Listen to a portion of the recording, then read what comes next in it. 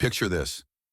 You're 7 months pregnant, sitting in a glittering ballroom filled with cameras, watching your husband kiss another woman on stage while millions of people stream it live. The internet explodes with memes mocking your shocked face. You become a viral joke overnight. But here's what nobody knew that night. This wasn't just about an affair. This was the final move in a chess game that had been playing for years. A game where you were never the player, you were the prize. Sarah Matthews thought she married for love. She gave up her Pulitzer-nominated journalism career to be the perfect wife. She trusted completely, and that trust was about to cost her everything: her fortune, her child, and nearly her sanity. Because the man she called husband, he was actually an employee. The affair, just a distraction. The real target, patents worth hundreds of millions of dollars that Sarah didn't even know she owned.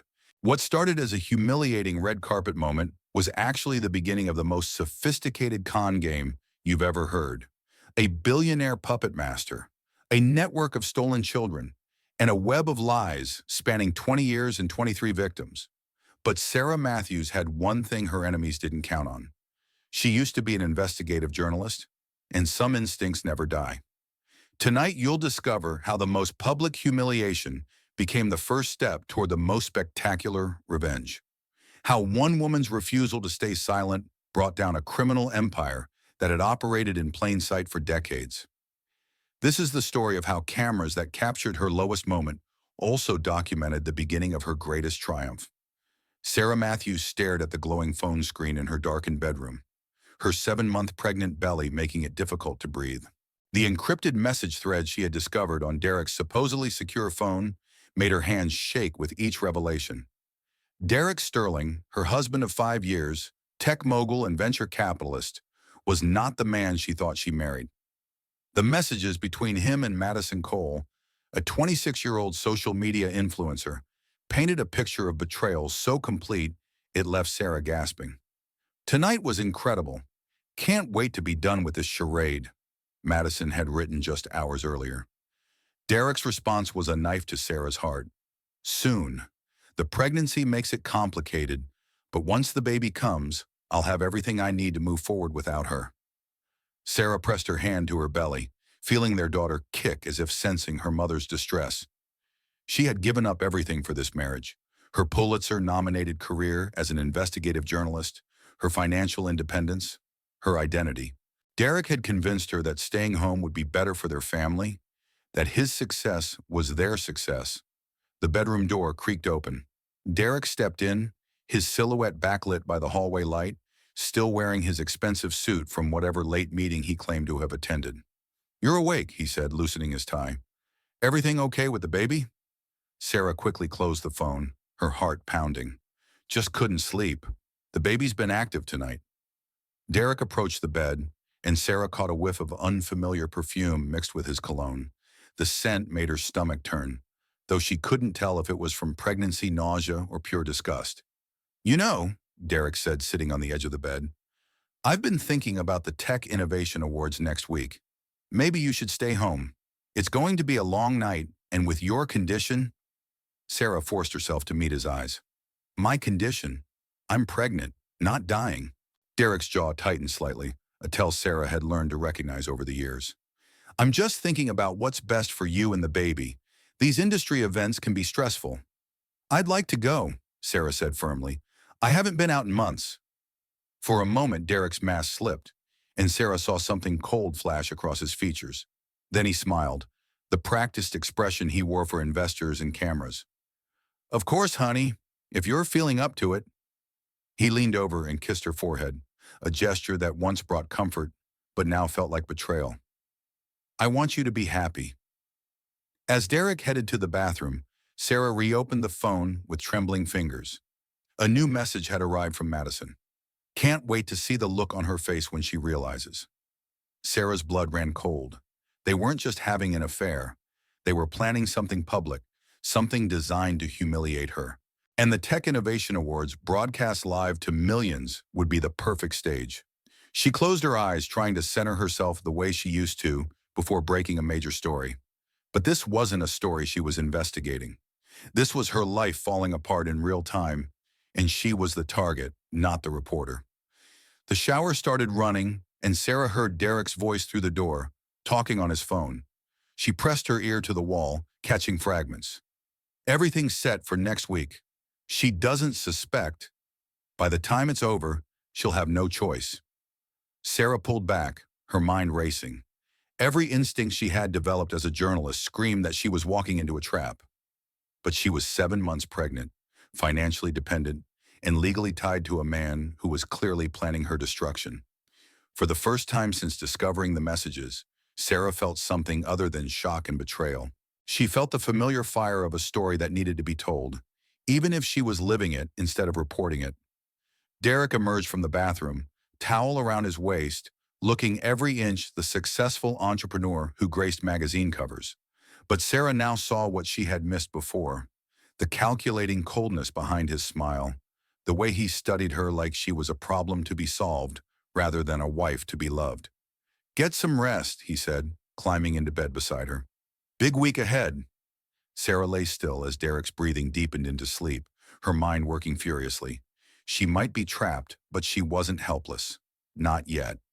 And if Derek Sterling thought he could destroy her without a fight, he had clearly forgotten who she used to be before she became his wife.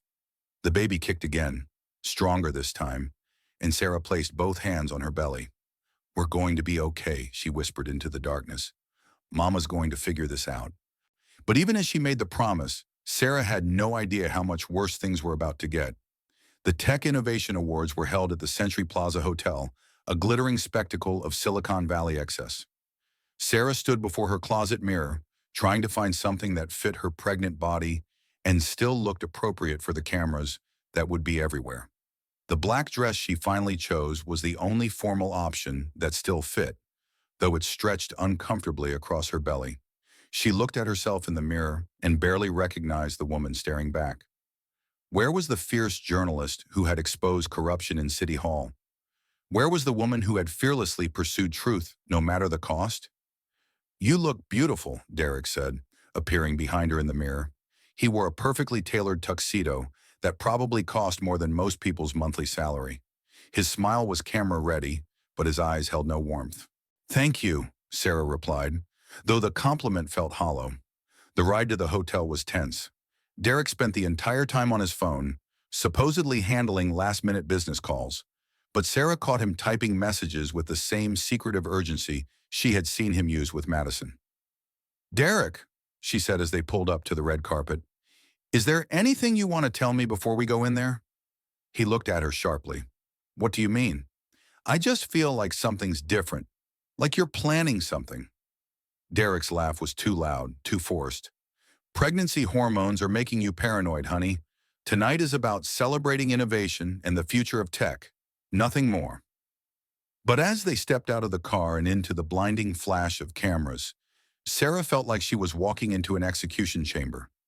Derek's hand on her lower back felt possessive rather than supportive, guiding her toward the media gauntlet. Derek Sterling!" Reporters shouted questions as they walked the red carpet. "Tell us about your latest venture. Who are you most excited to see tonight?" Derek basked in the attention, answering questions with practiced ease while Sarah stood beside him, feeling increasingly invisible despite her prominent belly. She noticed how the photographers seemed more interested in getting shots of Derek alone, occasionally asking her to step aside.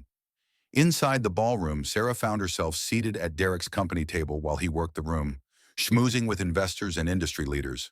She watched him from across the crowded space, noting how animated he became when talking to certain people, how his eyes constantly scanned the room as if looking for someone.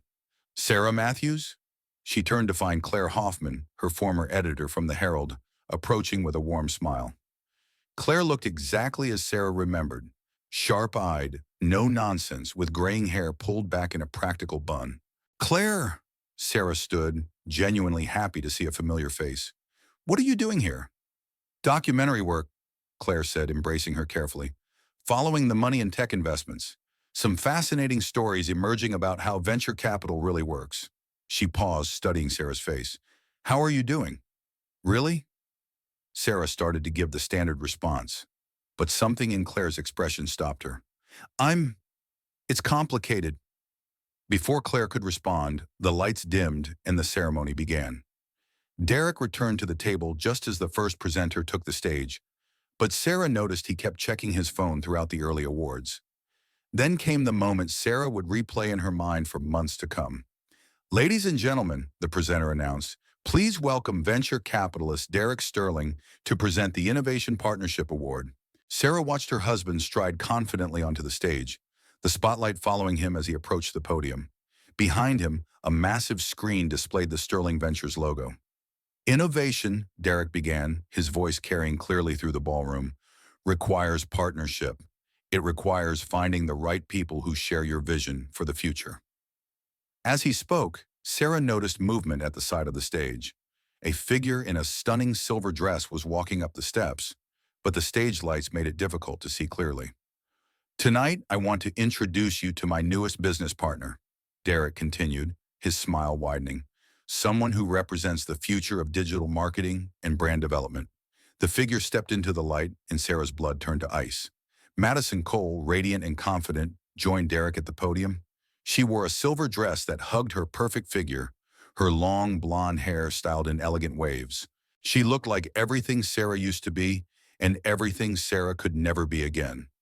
"Madison Cole," Derek announced, placing his hand on the small of Madison's back, "is revolutionizing how we think about authentic brand partnerships." The cameras loved her. Madison smiled and waved, completely comfortable in the spotlight, while Derek gazed at her with obvious admiration. To anyone watching, they looked like the perfect power couple. Sarah felt the baby kick violently, as if responding to her spiking blood pressure. Around her, she heard murmurs from the other table guests. "Is that his wife sitting right there? How awkward is this? Look at her face." And then Derek did the unthinkable. As Madison finished her brief remarks about their new partnership, Derek leaned in and kissed her cheek. The gesture was supposedly professional, a congratulatory kiss between business partners. But it lingered too long, and the way Madison smiled afterward made it clear this was anything but professional. The cameras captured everything. Derek and Madison on stage looking radiant and successful. And in the audience, Sarah, 7 months pregnant, invisibly shaken, her face a mask of barely controlled emotion. Sarah's hands shook as she reached for her water glass. This wasn't just about an affair anymore. This was a calculated public humiliation, orchestrated for maximum impact with maximum witnesses. As Derek and Madison left the stage together, still deep in conversation, Sarah stood abruptly. She couldn't breathe. The room felt too small, too hot, and every face seemed to be turned toward her with a mixture of pity and curiosity. She made her way toward the exit, moving as quickly as her pregnant body would allow. Behind her, she heard Derek's voice calling her name, but she didn't stop. She couldn't stop. In the lobby, she collapsed into a chair, her chest heaving as she tried to catch her breath.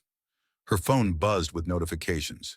Social media was already exploding with photos and videos from the ceremony. The first tweet she saw made her stomach drop. "Awkward much?"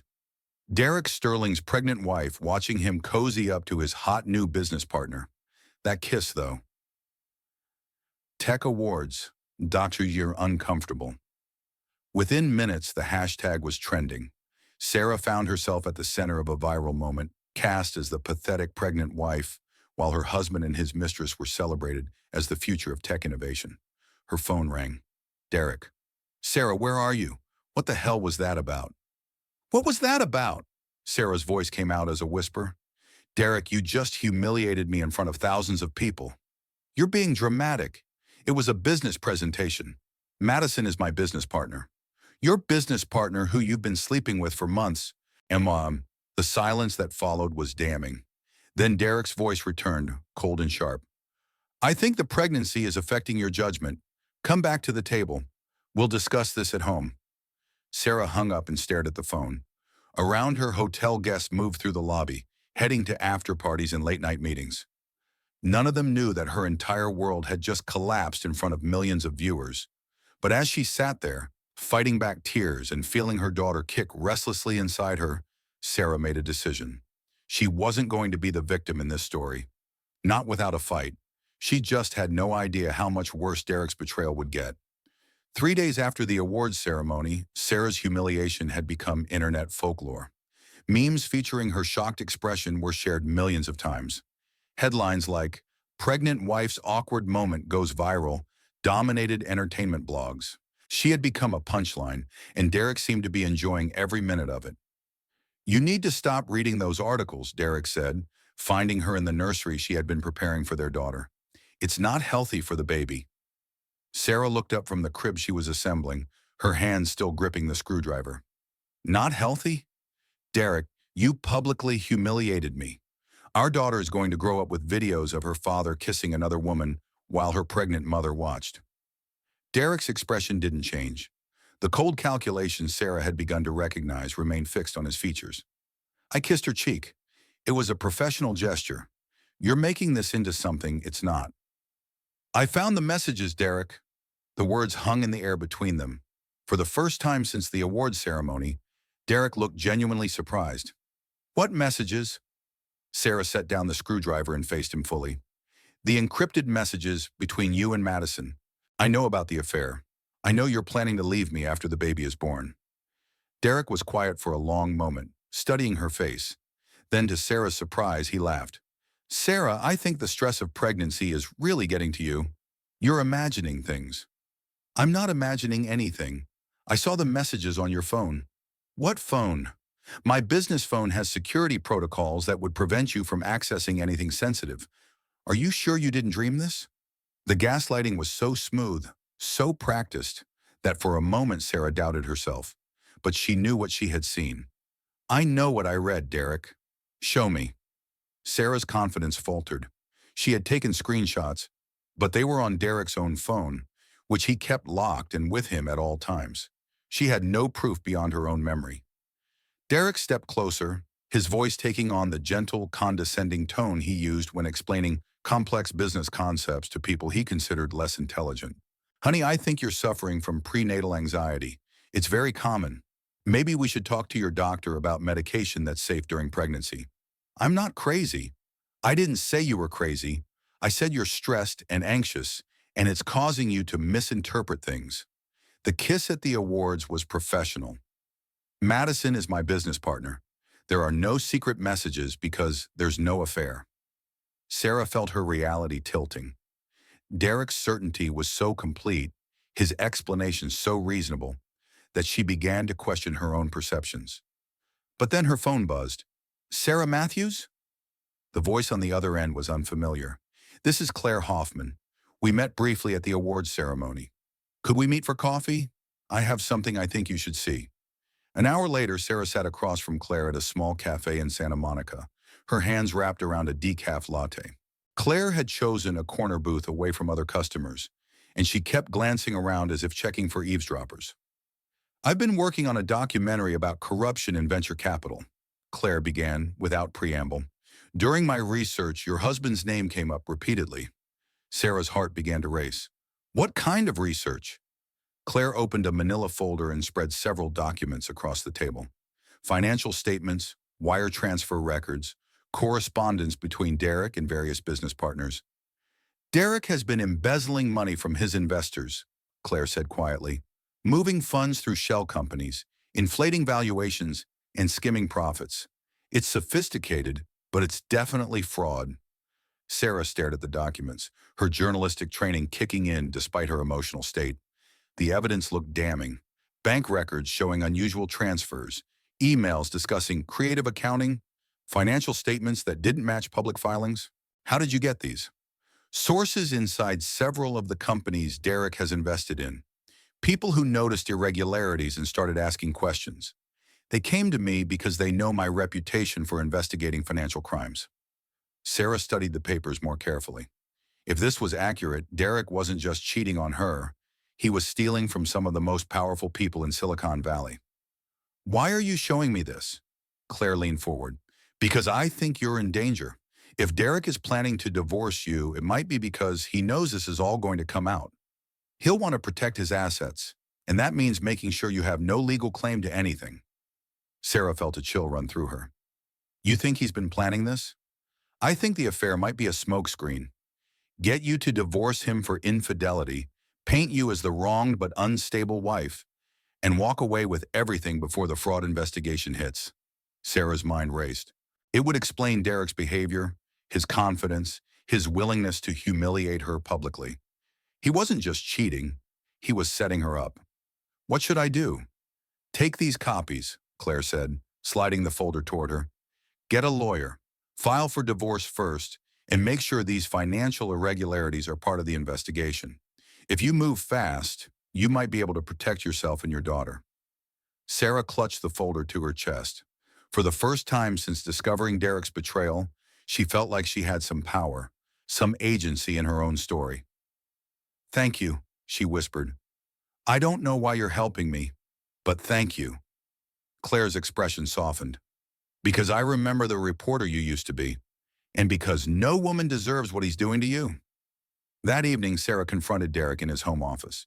She spread Claire's documents across his desk, watching his face carefully for any reaction. I know about the embezzlement, Derek. I know about the shell companies and the inflated valuations. It's over. Derek barely glanced at the papers before looking back at her with a mixture of pity and amusement. Sarah, these are forgeries. What? These documents are fake. Look at this bank statement. He pointed to one of the papers. The letterhead is wrong. The account numbers don't match our actual accounts. Someone has created very sophisticated forgeries designed to frame me. Sarah looked more closely at the documents. Now that Derek pointed it out, she could see subtle inconsistencies. A slight difference in font. A logo that was almost, but not quite right. But Claire said her sources. Claire Hoffman was fired from the Herald for fabricating sources, Derek said calmly. I'm surprised you didn't know that. She's been trying to rebuild her reputation by manufacturing scandals about successful people. Sarah felt the ground shifting beneath her feet again. That's not...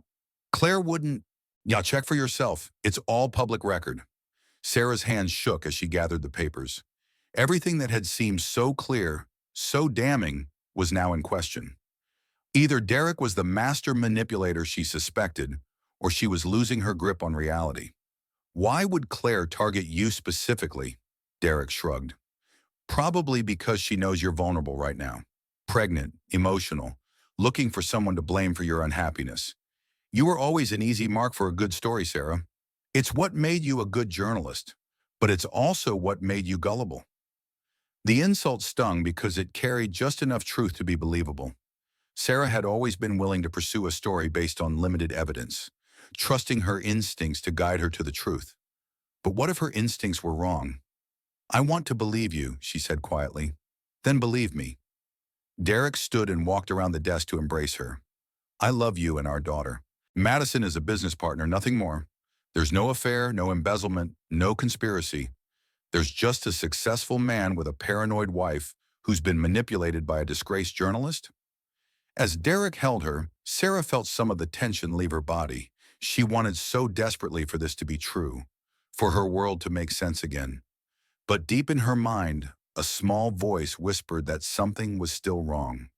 The voice sounded like the journalist she used to be, the woman who never stopped asking questions, even when the answers were uncomfortable. Sarah pushed the voice aside and let Derek comfort her. It was easier than facing the possibility that her entire life was built on lies. She had no idea that Derek's manipulation was just beginning. 2 weeks later, Sarah was served with divorce papers at her prenatal appointment.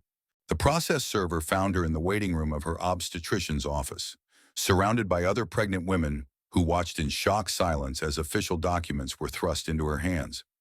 Sarah Matthews Sterling, you've been served. Sarah's hands trembled as she read the filing. Derek was seeking full custody of their unborn daughter, claiming Sarah was mentally unstable and had made false accusations against him that demonstrated her unfitness as a mother. Attached to the petition were the forged documents Claire had given her, now presented as evidence that Sarah had attempted to frame Derek for financial crimes. There were also medical records suggesting she was suffering from severe prenatal depression and had been making paranoid accusations against her husband. Her obstetrician, Dr. Williams, emerged from her office to find Sarah sobbing in the waiting room. Sarah, what's wrong? Is it the baby? He's taking my daughter, Sarah managed to say through her tears. Derek is trying to take our baby. Dr. Williams helped Sarah into her office and closed the door. After reviewing the court documents, the older woman's face was grim. These medical records they're citing, I never wrote these assessments.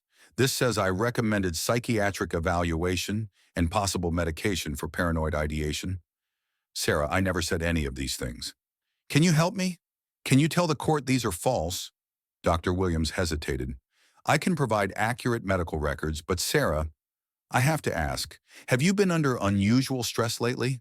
Your blood pressure has been elevated, and you've seemed anxious during recent visits. Sarah realized how perfectly Derek had orchestrated this. Her genuine stress from discovering his affair was being used as evidence of mental instability. Her justified anger was being reframed as paranoid delusion. I need a lawyer, Sarah said. I know someone who might help, Dr. Williams replied. Let me make a call. The lawyer Janet Morrison met Sarah at a coffee shop near the medical building. She was a small woman in her 50s with sharp eyes and a no-nonsense demeanor. I've reviewed the preliminary filings, Janet said without preamble. Your husband has built a strong case for your alleged instability. The forged financial documents, the medical records, witness statements from friends and colleagues who say you've been acting erratically. What witness statements? Janet consulted her notes. Madison Cole provided a statement saying you confronted her at a public event and made threatening remarks. Several of your husband's business associates claim you've been calling them with wild accusations about financial impropriety. Sarah felt sick. I never called anyone. I never confronted Madison except in my own mind. The problem is proving that. Your husband has been methodical in building this narrative. Every piece of evidence supports his claim that you're suffering from a mental health crisis brought on by pregnancy hormones and perhaps postpartum depression beginning early. What about my own medical records? Dr. Williams said she never made those assessments. We can challenge those, but it becomes a he said, she said situation. And honestly, your husband's legal team is very expensive. They're going to outgun us at every turn unless we find something substantial to work with. Sarah left the meeting feeling more trapped than ever. Derek had been planning this for months, carefully constructing a narrative that would leave her powerless and isolated. Every move she made to defend herself seemed to provide more evidence for his case. That evening, Derek returned home late, as had become his pattern. Sarah was waiting for him in the living room. We need to talk about the divorce papers. Derek loosened his tie and poured himself a scotch from the bar cart. What's to discuss? You've been unstable for months. I'm protecting our daughter. Those medical records are false, Derek. Dr. Williams never wrote those assessments. Are you sure? Pregnancy can affect memory, Sarah. Maybe you're forgetting conversations that upset you. The gaslighting was relentless. Derek's calm certainty made Sarah question her own recollections, even when she knew she was right. I want to work this out, Sarah said desperately. We can go to counseling. I can get help if you think I need it. But please don't take my daughter. Derek studied her over his glass. You really don't see it, do you? You're not well, Sarah. The paranoid accusations, the fake documents, the confrontational behavior. Our daughter deserves a stable home. With you and Madison? Madison is my business partner. I know you can't accept that, but your inability to distinguish reality from your paranoid fantasies is exactly why the court will award me custody. Sarah felt her composure cracking. I saw the messages, Derek. I know about the affair. What messages? Show me these messages you claim to have seen. Sarah couldn't. Derek's phone was always with him, always locked, and she had never managed to take actual screenshots. Her evidence existed only in her memory, which Derek had spent months undermining. I know what I saw. Do you, or did you see what your anxious mind wanted you to see? Sarah, you need help. Real help. And until you get it, I can't allow you to be alone with our daughter. That night, Sarah lay awake staring at the ceiling. The baby kicked restlessly, as if sensing her mother's distress. Sarah placed her hands on her belly and whispered, I'm going to figure this out. I'm not going to let him take you. But for the first time since this nightmare began, Sarah wasn't sure she could keep that promise. Derek had been planning this chess game for months while she had been playing checkers. Every move she made seemed to advance his strategy. The next morning brought devastating news. Sarah's mother, who lived in Phoenix and had been Sarah's strongest emotional support, had suffered a massive heart attack. The stress of watching her daughter's life fall apart had literally broken her heart. Sarah rushed to the airport, but Derek's lawyers had anticipated this move. At the gate, She was served with an emergency restraining order, preventing her from leaving the state while custody proceedings were pending. As Sarah sat in the airport terminal, watching her flight to Phoenix board without her, she realized Derek's cruelty knew no bounds. He wasn't just taking her daughter. He was systematically destroying every source of support and strength in her life. Her phone buzzed with a text from Derek. Your erratic behavior is escalating. This travel restriction is for your own good and the baby's safety. Get help, Sarah. For the first time since this ordeal began, Sarah felt truly broken. Derek had isolated her from her support system, poisoned her reputation, and turned her own mental health into evidence against her. But even in her darkest moment, the journalist in her whispered that people who work this hard to destroy someone usually had something devastating to hide. The question was whether she would survive long enough to find it. Sarah's mother died alone in a Phoenix hospital, while Sarah sat in a Los Angeles courtroom, fighting for supervised visitation rights with her unborn daughter. The irony was devastating. Derek's legal maneuvering had prevented her from saying goodbye to the woman who had raised her to be strong and independent. The funeral was held 3 days later.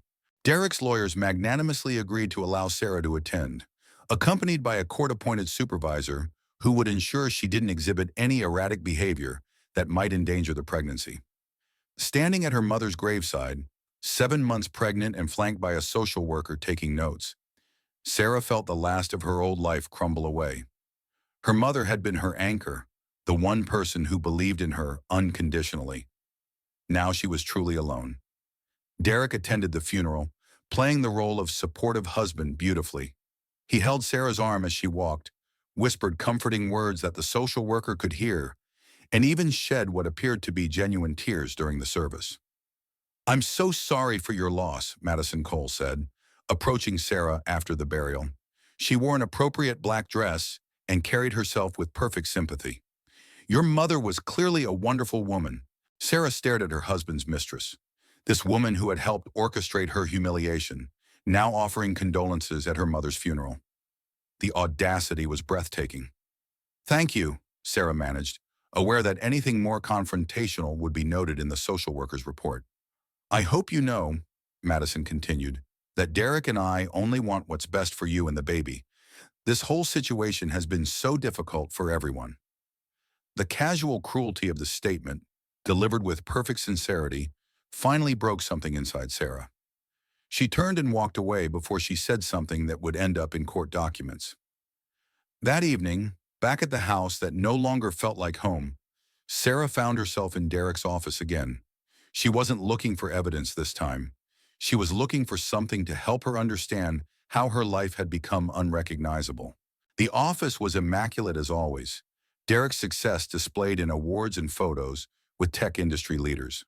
But as Sarah studied the images more carefully, she noticed something she had missed before.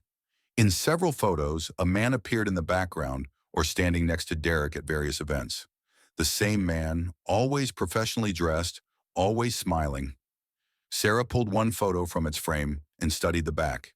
In Derek's handwriting, partnership announcement, Jack Reynolds, 2019. Jack Reynolds. Sarah had heard Derek mention the name occasionally, always in the context of major business deals.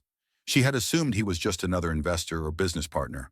But looking at the photos spanning several years, Jack Reynolds appeared to be much more than that. Sarah's laptop was in the bedroom.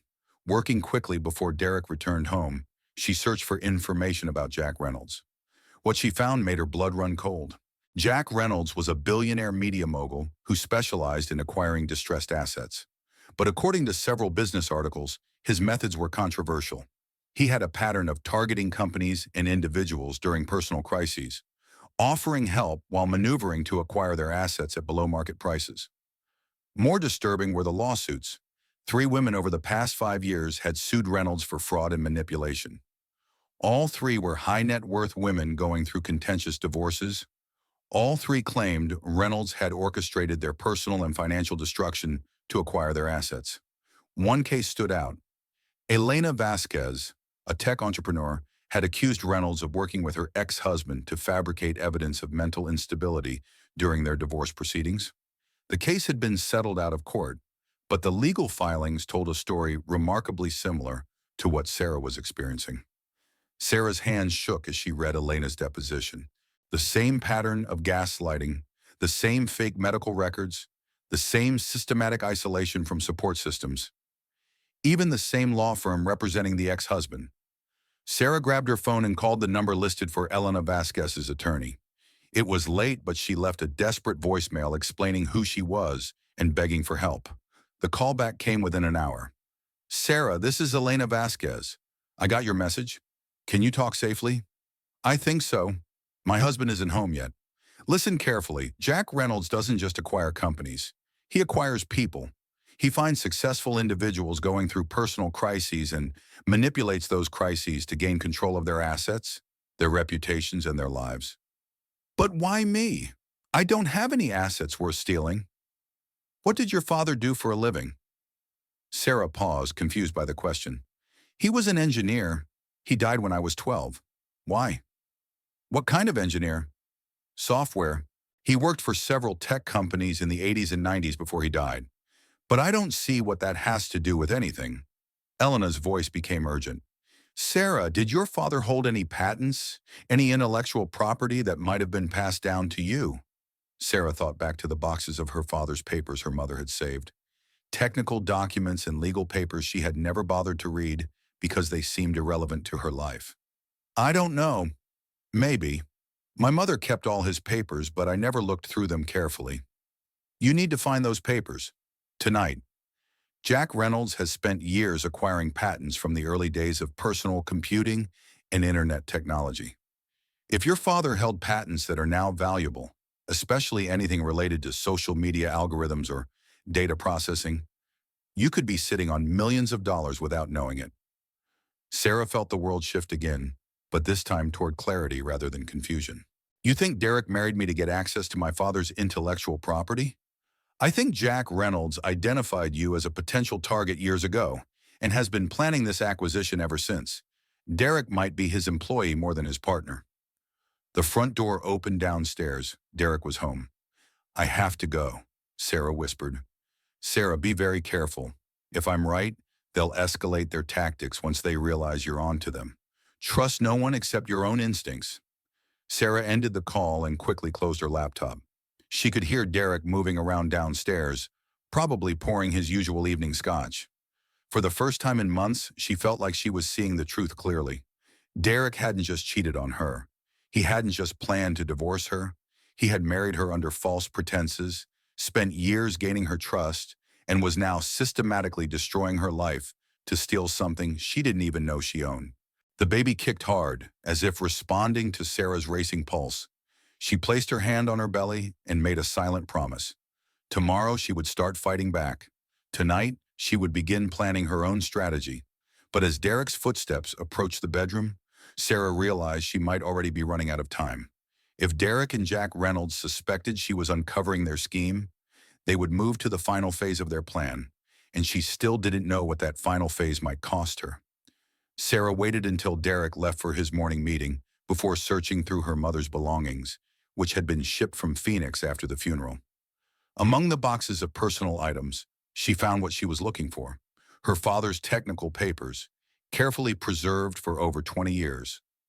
As Sarah spread the documents across the dining room table, her hands trembling with anticipation and dread, she realized her mother had kept everything: patent applications, technical specifications, correspondence with various tech companies, and most importantly, signed patent certificates dating from the early 1990s.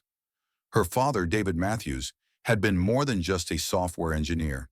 He had been an innovator who held patents on several fundamental algorithms used in data processing and social network analysis, technologies that were now worth millions in licensing fees. Sarah's phone rang, startling her from the documents. The caller ID showed Elena Vasquez. "Did you find anything?" Elena asked without preamble. "Patents," Sarah said, her voice barely above a whisper. "My father held patents on algorithms that every social media company probably uses." "How many patents?" Sarah counted quickly. 12, all related to data processing, user behavior analysis, and social network mapping. Elena was quiet for a moment. "Sarah, you're not just wealthy. You're potentially worth hundreds of millions of dollars." Those early patents would cover fundamental process that Facebook, Twitter, Instagram, and every other social platform uses. But wouldn't I have known? Wouldn't I have been receiving licensing payments? Not if someone has been intercepting them? Sarah, I need you to do something, and I need you to do it immediately. Go to your computer and check your banking records. Look for any accounts you didn't open, any transfers you didn't authorize. Sarah opened her laptop with shaking hands and logged into her banking account. What she found made her stomach drop. There were accounts listed under her name that she had never opened. Accounts showing regular deposits of substantial sums, immediately transferred to accounts controlled by Sterling Ventures. Elena, there are accounts with millions of dollars flowing through them. Money I never knew existed. Derek has been stealing your patent royalties for years, probably since shortly after you married him. Jack Reynolds likely identified your father's patents, then had Derek court and marry you to gain legal access to your inheritance. Sarah felt physically ill. Her entire marriage had been a lie.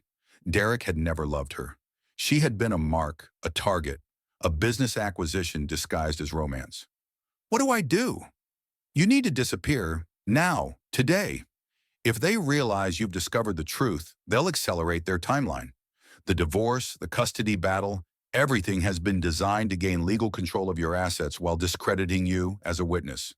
But I'm 8 months pregnant. Where can I go? I'm going to give you an address. It's a safe house run by a women's shelter that specializes in helping victims of financial abuse. They'll know how to protect you and help you fight back. Sarah was writing down the address when she heard Derek's car in the driveway. He wasn't supposed to be home for hours. He's here, she whispered into the phone. Sarah, listen to me. Gather those patents and get out. Don't try to pack anything else. Just take the documents and leave, right now. Sarah quickly gathered her father's papers and stuffed them into a large purse. She could hear Derek's key in the front door as she slipped out the back entrance into the garden. Sarah, Derek's voice called from inside the house. Are you home? I saw your car in the driveway. Sarah crept along the side of the house, using the landscaping for cover. Her pregnant body made stealth difficult, but adrenaline gave her strength she didn't know she possessed. She reached her car just as Derek appeared at the kitchen window. Their eyes met for a split second, and Sarah saw something she had never seen before in Derek's face. Genuine fear. Sarah drove to the address Elena had given her, checking her rearview mirror constantly.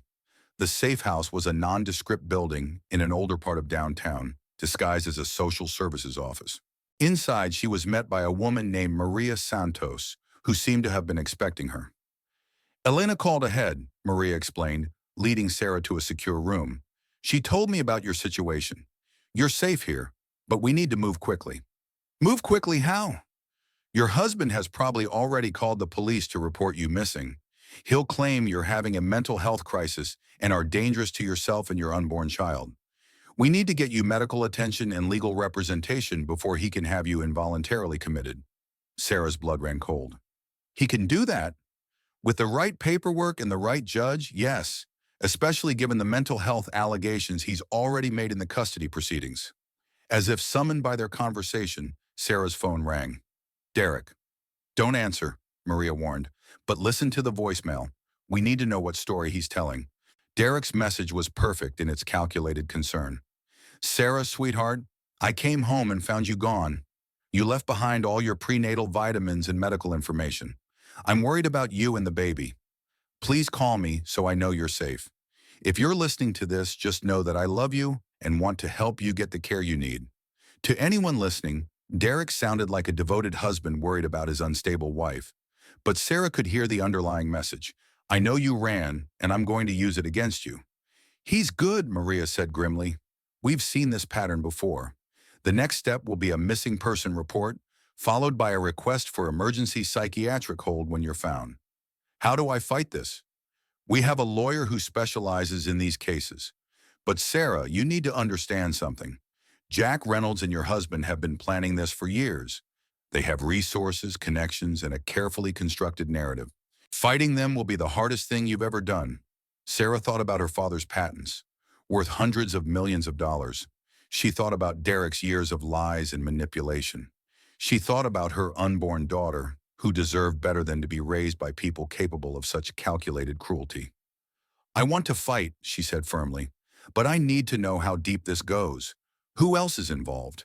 How many other women have they done this to? Maria's expression was grim. More than you want to know. But Sarah, you might be the first one with enough evidence and enough motivation to bring them down. That evening, as Sarah sat in the safe house going through her father's patents with the intellectual property lawyer, she felt something she hadn't experienced in months. Hope. Not just hope for survival, but hope for justice. Derek and Jack Reynolds had built their scheme on the assumption that their victims would be too broken and isolated to fight back effectively. They were about to learn they had underestimated the daughter of David Matthews, the journalist who had once taken down corrupt city officials, and the mother who would do anything to protect her child. The war was just beginning.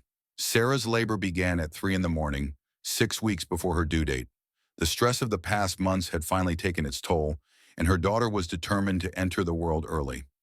At the hospital, Sarah found herself caught between medical crisis and legal warfare.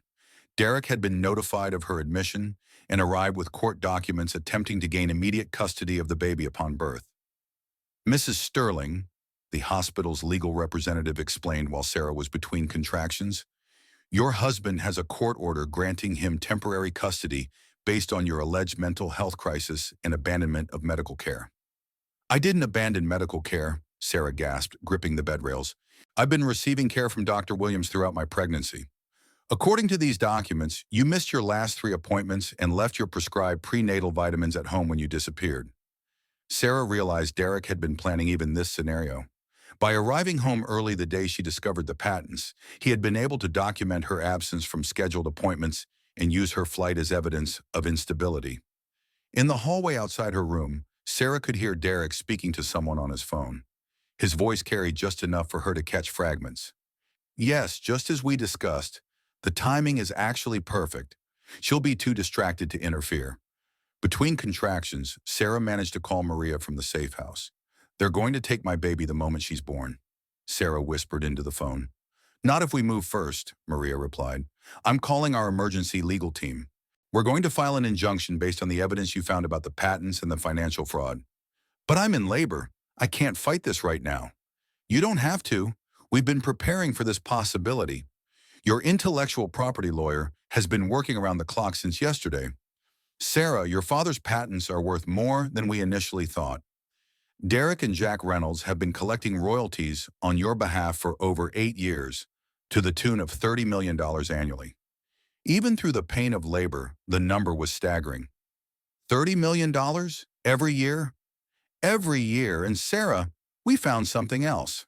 Jack Reynolds doesn't just target women for their assets, he targets them for their children. 3 of his previous victims lost custody of their children, who were then raised in households controlled by Reynolds. We think he's building some kind of dynasty using stolen wealth and stolen children. Sarah's daughter, Emma Rose Matthews, was born at 6:47 a.m., weighing 5 pounds, 4 ounces. As Sarah held her tiny daughter for the first time, looking into eyes that seemed impossibly alert for such a young baby, she felt a fierce protectiveness unlike anything she had ever experienced. "I won't let them take you," she whispered to Emma. "I promise." Derek entered the room an hour later, accompanied by a social worker and what appeared to be private security. His smile was gentle and concerned, perfect for the hospital staff watching. "How are you feeling, sweetheart? I was so worried when you went into early labor." "I'm fine," Sarah said, not loosening her grip on Emma. "The doctors want to keep Emma in the NICU for a few days, just to monitor her breathing," Derek continued. "It's probably best if I handle the medical decisions while you recover from the delivery." Sarah saw the trap immediately. If Derek gained control of Emma's medical care, he could extend the hospital stay indefinitely, keeping both mother and daughter under his supervision while the custody battle played out. "No," Sarah said firmly. "I'm Emma's mother. I make her medical decisions." Derek's expression didn't change, but something cold flashed in his eyes. "Sarah, you've been under tremendous stress. The early labor, your erratic behavior over the past months. Maybe it's better if, Mr. Sterling?" A new voice interrupted from the doorway. A woman in a sharp business suit entered, followed by 2 men in federal agent attire. "I'm Agent Lisa Chen with the FBI Financial Crimes Division. We need to speak with you about your business relationship with Jack Reynolds. Derek's carefully maintained composure cracked. I'm sorry, who are you? Federal agents investigating a pattern of financial fraud and identity theft. We have a warrant to search your business premises and freeze accounts associated with Sterling Ventures, pending investigation. Sarah watched Derek's face cycle through confusion, anger, and calculation. This clearly wasn't part of his plan. There must be some mistake, Derek said smoothly. I'm here because my wife just gave birth to our daughter. She's been having mental health issues and— Mr. Sterling, Agent Chen interrupted, we're also investigating allegations of systematic financial abuse and custodial interference. Mrs. Matthews' intellectual property attorney has provided us with substantial evidence of fraud related to patent royalties. Derek's mask finally slipped completely. He looked at Sarah with undisguised fury. You have no idea what you've done. Actually, I do, Sarah said, holding Emma closer. I've stopped you from stealing my daughter and my legacy. The next hour was a blur of activity. Derek was escorted from the hospital for questioning. The social worker who had accompanied him suddenly discovered urgent business elsewhere. Hospital security increased around Sarah's room at the FBI's request. But Sarah's moment of triumph was short-lived. As Agent Chen explained the investigation, Sarah realized the true scope of what Derek and Jack Reynolds had been planning. We believe Reynolds has been running this scheme for over a decade, Agent Chen said, identifying high-value targets, usually women with significant inherited assets they're unaware of, then orchestrating elaborate long-term cons to gain control of their wealth. How many women?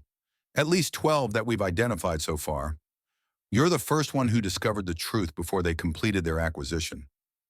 Sarah felt sick. What happened to the others? Agent Chen's expression was grim. Most lost everything. Their assets, their children, their freedom in some cases. Reynolds is very good at making his victims look unstable or incompetent. And Juano and their children? That's what we're still investigating. But Sarah, there's something else you need to know. Jack Reynolds isn't just a businessman. We believe he's been using these children as part of a larger operation, grooming them, educating them, and eventually using them in his various schemes. Sarah looked down at Emma, sleeping peacefully in her arms. The thought of her daughter being raised by monsters turned into a weapon for their next set of victims filled her with rage. What do I need to do to stop them? First, you need to get yourself and Emma somewhere safe. Reynolds still has resources and connections we haven't identified. Second, you need to be prepared to testify about everything Derek did to you. Your case is the keystone that could bring down the entire operation. That evening, as Sarah held Emma in the hospital room, while federal agents stood guard outside, she felt the weight of responsibility settling on her shoulders. She wasn't just fighting for her own freedom anymore. She was fighting for every woman who had been targeted, every child who had been stolen, and every family that had been destroyed by Derek and Jack Reynolds' systematic cruelty. But she was also fighting for something more personal, the right to raise her daughter in a world where love wasn't a lie and trust wasn't a weapon. Emma stirred in her arms, making the soft sounds newborns make when they're dreaming. Sarah kissed her daughter's forehead and whispered, "We're going to make sure the bad men can't hurt anyone else." It was a promise she intended to keep, no matter what it cost her. 3 months after Emma's birth, Sarah found herself in federal witness protection, living in a small town in Oregon under the name Jennifer Walsh. The FBI had relocated her after discovering that Jack Reynolds' network was more extensive and dangerous than initially believed. Emma was thriving despite the chaos surrounding her birth. She was a healthy, alert baby who seemed to sense her mother's determination. Sarah had managed to breastfeed successfully, creating a bond that felt unbreakable even in their uncertain circumstances. Agent Chen visited monthly to update Sarah on the investigation's progress. The news was both encouraging and terrifying. We've identified 17 women who were targeted by Reynolds over the past 15 years, Agent Chen reported during her latest visit.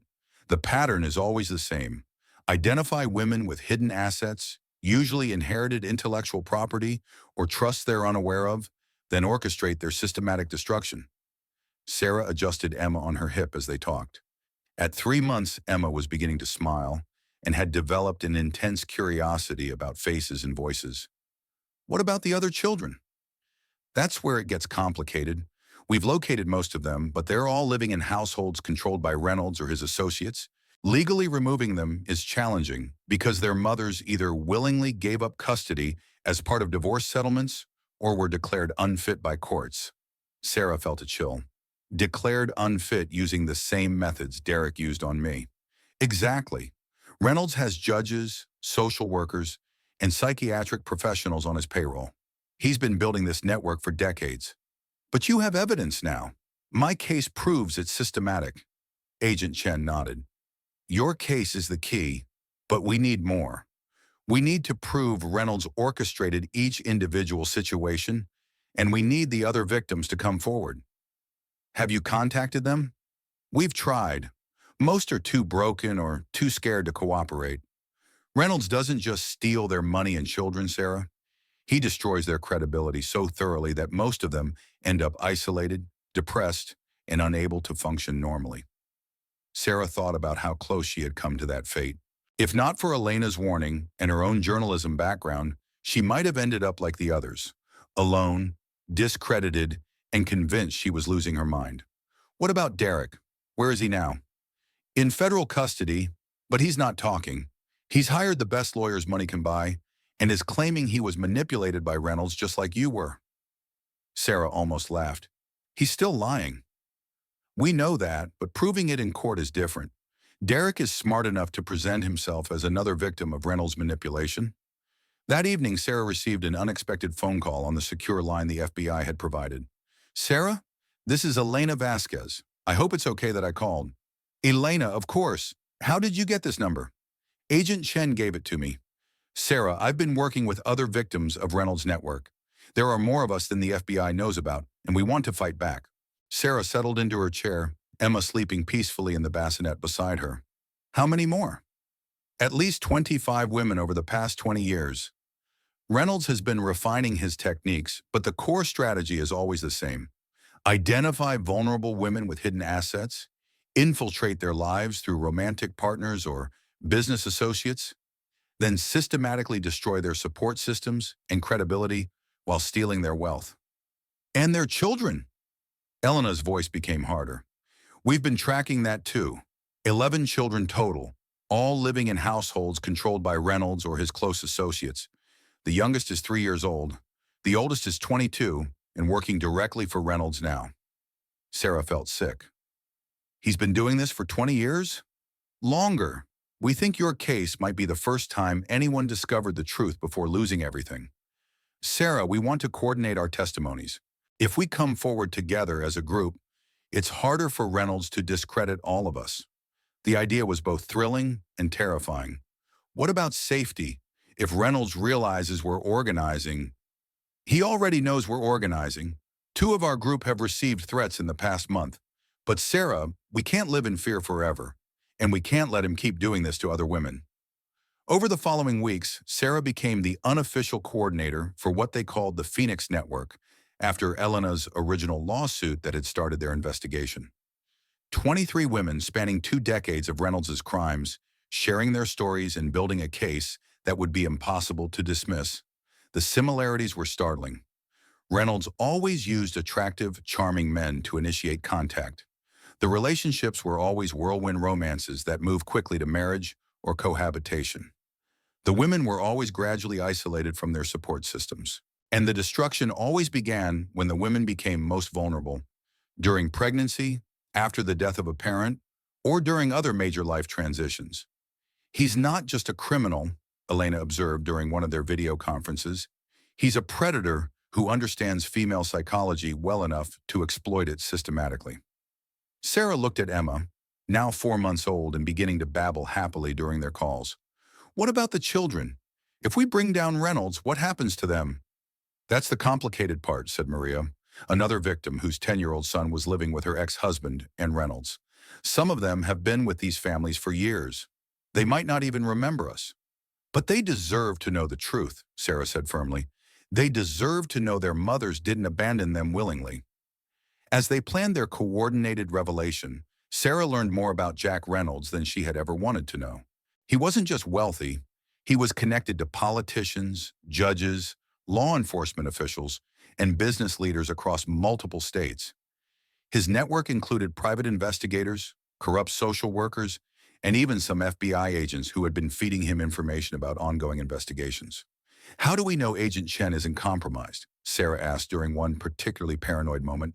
Because she's the one who brought most of us together, Elena replied. And because Reynolds tried to have her removed from the case twice, he wouldn't be working so hard to get rid of her if she was on his payroll. The breakthrough came when they located Madison Cole.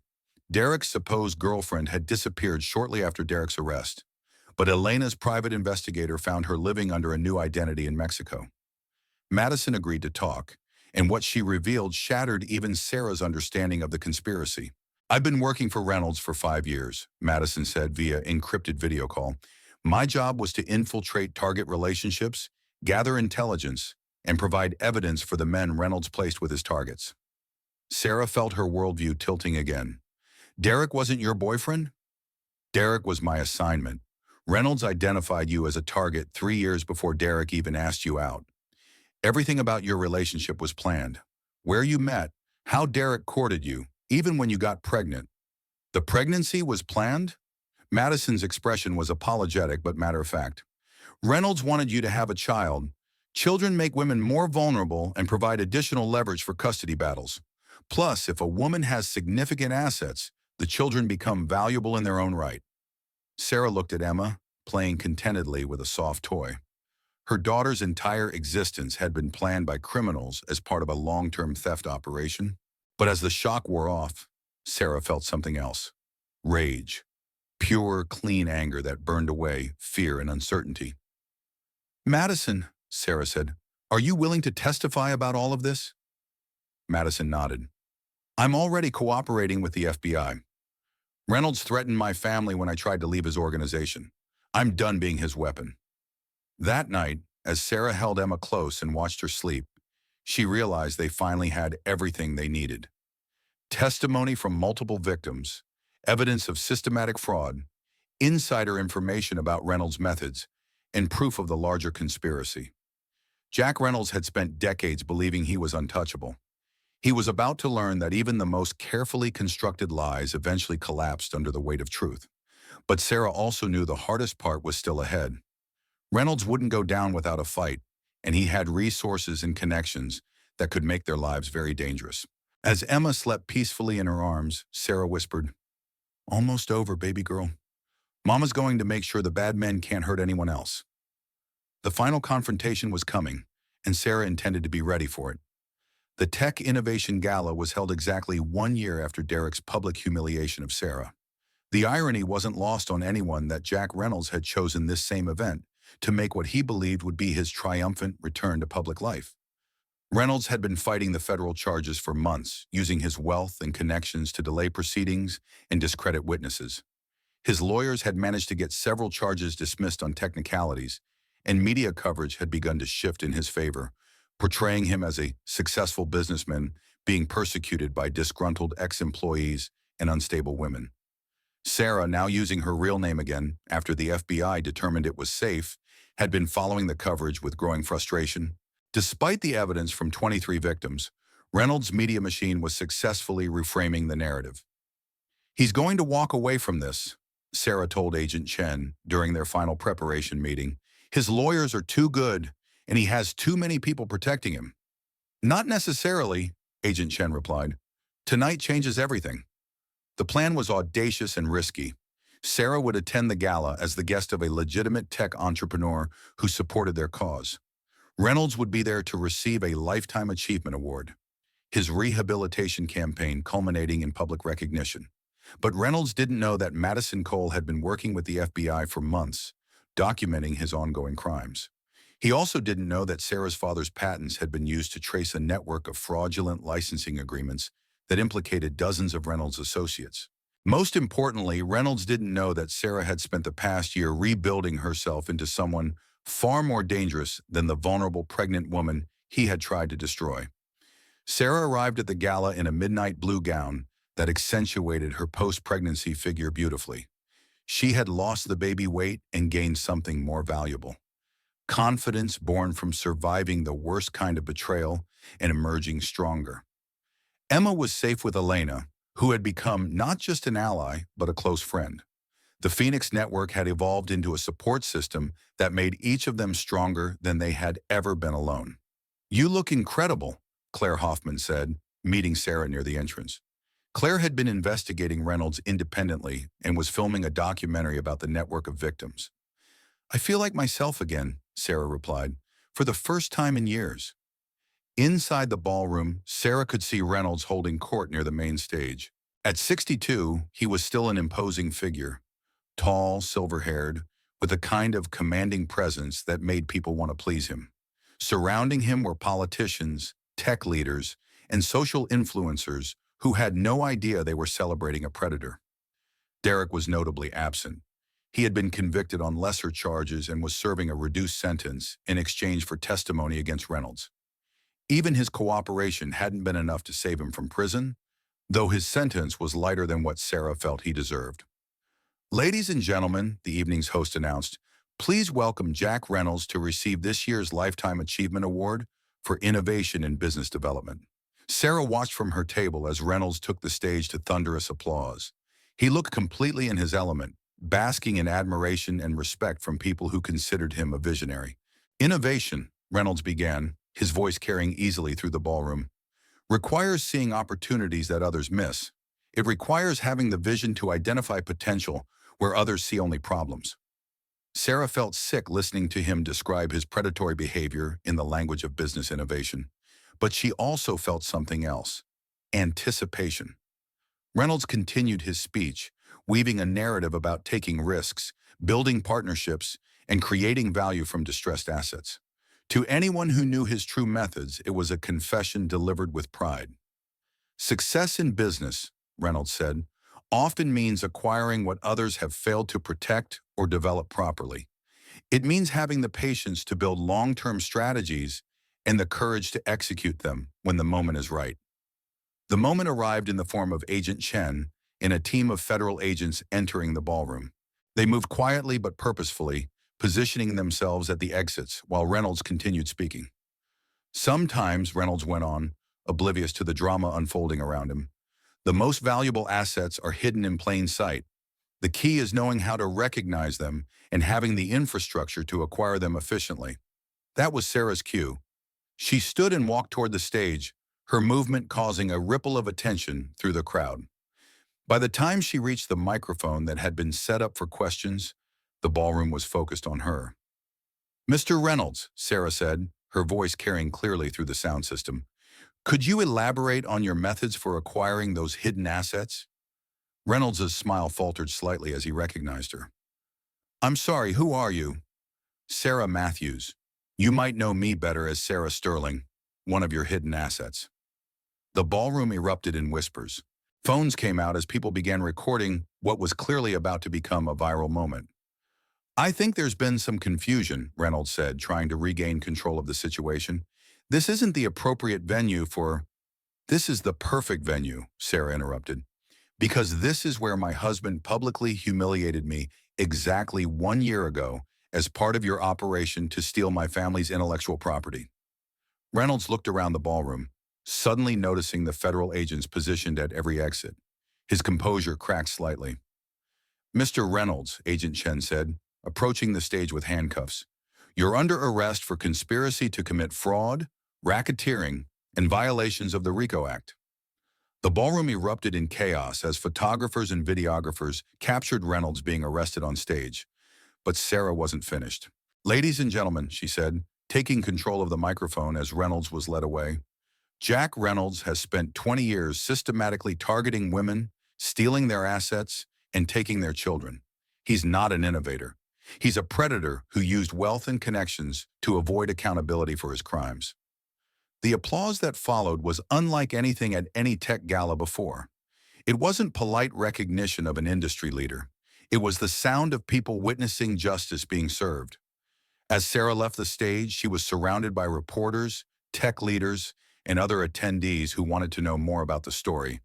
But Sarah had only one statement prepared: 23 women over 20 years, 11 stolen children, and hundreds of millions of dollars in fraudulent asset transfers.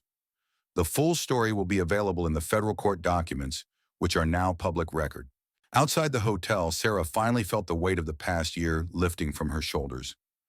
Reynolds was in custody, his network was being dismantled, and the other victims were finally getting their stories heard. Her phone buzzed with a text from Elena. Emma says Mama is a superhero. I agree. Sarah smiled, looking at the photo Elena had sent of Emma, clapping happily while watching the live stream of the gala. At 15 months old, Emma was walking, talking, and growing up in a world where her mother had fought back against the people who tried to destroy them. As Sarah got into her car, she realized this wasn't just the end of Jack Reynolds' criminal empire. It was the beginning of something new. A world where victims of systematic abuse had each other, where predators couldn't hide behind wealth and connections, and where truth could triumph over carefully constructed lies. The red carpet had been the scene of her humiliation a year ago. Tonight, it had been the stage for her vindication. 6 months after Jack Reynolds' conviction on 47 federal charges, Sarah stood in the boardroom of Matthews Innovation, the company she had founded using the recovered royalties from her father's patents. The walls were decorated with photos of the 11 children who had been reunited with their mothers, thanks to the collapse of Reynolds' network. Emma, now 21 months old, sat in her high chair at the head of the conference table, babbling happily while Sarah conducted the Phoenix Network's quarterly meeting via video conference. The other women had scattered across the country, rebuilding their lives, but they remained connected by their shared experience and their commitment to helping other victims. Maria's son started therapy last month, Elena reported from her office in San Francisco. It's going to take time, but he's beginning to remember her. That's wonderful, Sarah said, dandling Emma on her knee. What about the legal challenges? Reynolds' associates are still fighting some of the custody reversals, replied Jessica, another victim whose daughter had been returned after 3 years with her ex-husband. But the evidence against the network is so comprehensive that most judges are ruling in our favor. Sarah felt a deep satisfaction hearing these updates. The Phoenix Network had evolved from a support group into an advocacy organization that helped identify and prosecute similar schemes. They had uncovered 3 other networks operating in different parts of the country, all using variations of Reynolds' methods. Any word on the documentary? Sarah asked Claire, who had joined the network after completing her film. Premieres next month on Netflix. The advanced reviews are calling it devastating and essential viewing. We're already getting contacted by women who think they might be targets of similar operations. The documentary, titled The Phoenix Network: How Predators Steal Lives, had featured interviews with all 23 victims and included recordings of Reynolds discussing his methods with associates. The footage had been obtained through FBI wiretaps and painted a chilling picture of systematic exploitation disguised as business innovation. Emma chose that moment to knock over Sarah's coffee cup, sending liquid spilling across the conference table. As Sarah cleaned up the mess, she reflected on how much had changed since Emma's birth. Derek was serving a 12-year sentence in federal prison. His cooperation with prosecutors had reduced what could have been a life sentence, but he would still spend most of Emma's childhood behind bars. Sarah had mixed feelings about this. Part of her wanted him to suffer more for his betrayal, but part of her was grateful that Emma would grow up without the confusion of having a criminal father in her life. Madison Cole had received immunity in exchange for her testimony and had relocated to Canada, where she was working with authorities to identify other victims of similar operations internationally. Her courage in coming forward had been crucial to building the case against Reynolds. Jack Reynolds himself had been sentenced to life in prison without the possibility of parole. At his sentencing, the judge had called his crimes a systematic assault on the fundamental bonds of family and trust. Reynolds had maintained his innocence throughout the trial, claiming he was a legitimate businessman being persecuted by unstable women. No one believed him. Sarah? Elena's voice brought her back to the present. You're smiling. What are you thinking about? Just everything. This time last year, I was hiding in witness protection, terrified that Reynolds would find us. Now Emma and I are safe. The other victims are getting justice, and we're helping prevent this from happening to other women. You know what I think the most important part is? Said Maria. We're teaching our children what real strength looks like. Emma's going to grow up knowing that when someone tries to hurt you, you fight back. Emma chose that moment to clap her hands and say clearly, Mama strong. The video conference erupted in laughter and tears. Emma's language skills were developing rapidly, and she had somehow picked up on the conversation's emotional undertones. "Yes, baby," Sarah said, hugging her daughter close. "Mama's strong, and so are all these incredible women." After the call ended, Sarah took Emma to the window of their office building, which overlooked downtown Los Angeles. The city stretched out before them, full of possibilities and challenges. "You know what, Emma? We're going to make sure this never happens to anyone else. Mama's going to build something that protects families like ours." Emma pointed out the window and said, "Birds flying." Sarah followed her daughter's gaze to see a flock of birds soaring between the skyscrapers. The metaphor wasn't lost on her. A year and a half ago, she had been trapped, caged by Derek's lies and Reynolds' manipulation. Now she was free, and she was helping other women find their freedom too. The Phoenix Network had grown beyond their original group. They now operated a helpline, funded research into financial abuse patterns, and worked with law enforcement to identify predatory networks before they could fully develop.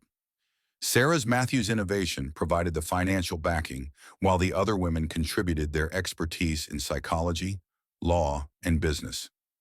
"We're building something beautiful, Emma," Sarah said as her daughter pointed excitedly at the birds. "Something that will make the world safer for little girls like you." That evening, as Sarah tucked Emma into her crib, she read from a book about phoenixes, mythical birds that rose from their own ashes, stronger and more beautiful than before. "That's us, baby girl," Sarah whispered as Emma's eyes grew heavy. "We rose from the ashes of everything they tried to destroy, and we're going to keep flying." Emma's breathing deepened into sleep, and Sarah stood watching her daughter for a long moment. Emma would grow up knowing her mother's story, not as a tale of victimhood, but as a testament to resilience. She would know that when powerful people try to break you, you can choose to become unbreakable.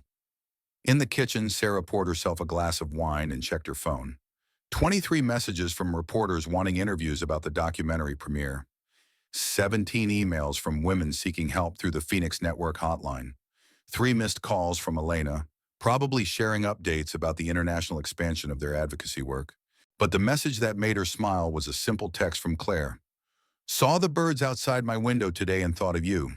We really did learn to fly again." Sarah walked to her own window and looked out at the city lights. Somewhere out there, other women were being targeted by predators who thought wealth and power made them untouchable. But those predators had never faced victims who refused to stay silent, who turned their pain into purpose, who rose from betrayal stronger than before. The Phoenix metaphor wasn't just poetic, it was literal truth. From the ashes of her destroyed marriage, stolen wealth, and public humiliation, Sarah had built something that could protect others from suffering the same fate.